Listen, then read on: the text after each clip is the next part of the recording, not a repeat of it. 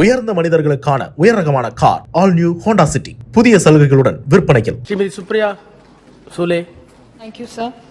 Sir, I would like to begin my speech by quoting the father of the nation, Sri Mahatma Gandhi, which did the value of truth. And with his conviction is, I quote him, sir, that it was not impossible to practice law without compromising truth.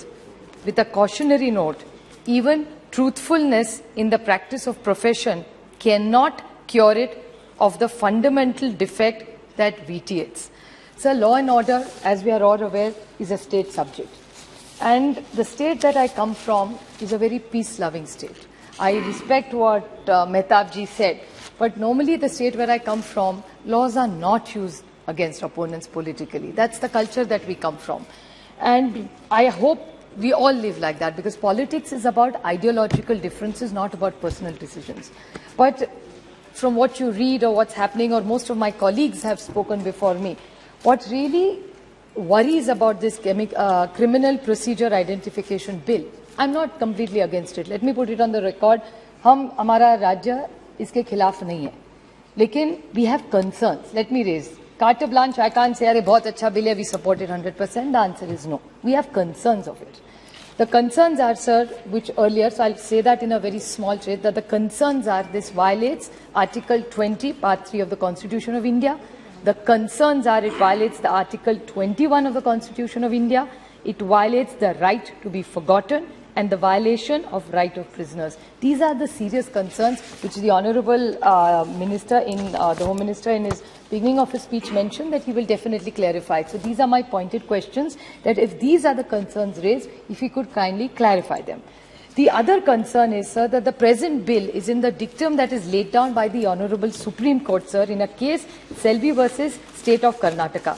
Sir, now this has already been objected by the Supreme Court. The Supreme Court is not even a mile away, sir. I hope we don't make some legislation which in a few days is struck by the Honourable Supreme Court. So I think let's make I'm not taking away from the intention of this government.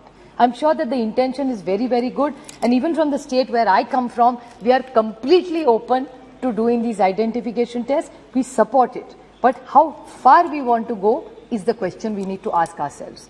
Sir, the other point which most people have made is about the data protection law. I totally agree. We have put the horse before the cart. So unless we get the data protection law, which all my earlier speakers have said, I am not going to talk about it, but this is something I'd like to raise. Then again, detainees. Now you're presuming, sir, that people are guilty. And I want to put this on record, sir. There are two laws like this which we have brought in. I mean, Mawa Moitra ji spoke about UAPA, she had serious concerns, but I would like to bring in a law of the PMLA. That was a law, we were a part of that government.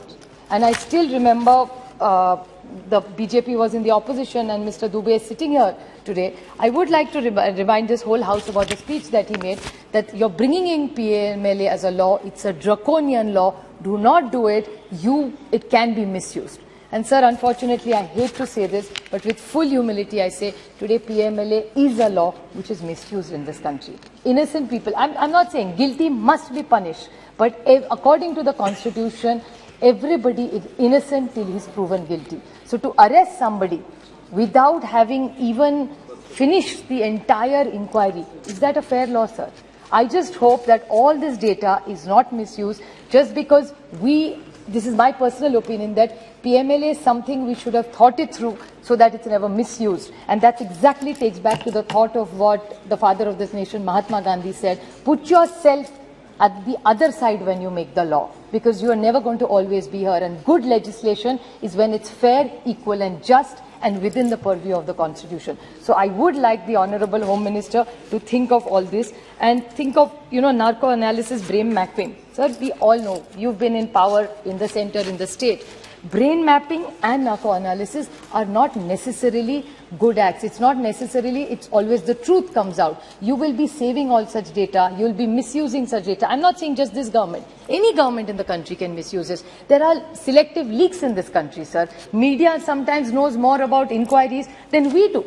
How does these things, so if these can leak without having so much information, can you imagine, sir, with this kind of data available, and the leaks that happened, and with no data protection law,